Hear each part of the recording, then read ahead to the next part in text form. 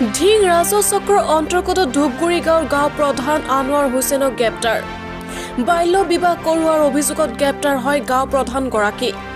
কিছুদিন পূৰ্বে ধনৰ বিনিময়ত গাঁও প্ৰধান আনোৱাৰ হুছেইনে বাল্য বিবাহ কৰোৱাইছিল এগৰাকী নাবালিকাক।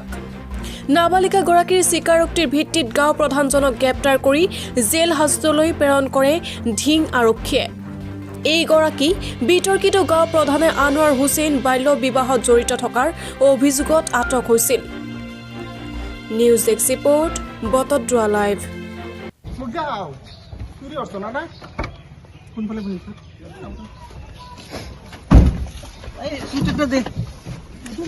আপোনাক কি আৰেষ্ট কৰিছে?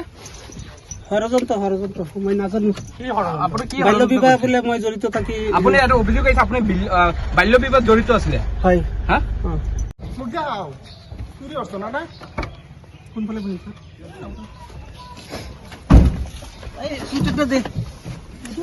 আপোনাক কি আৰেষ্ট কৰিছে? ষড়যন্ত্ৰ মই নাজানো।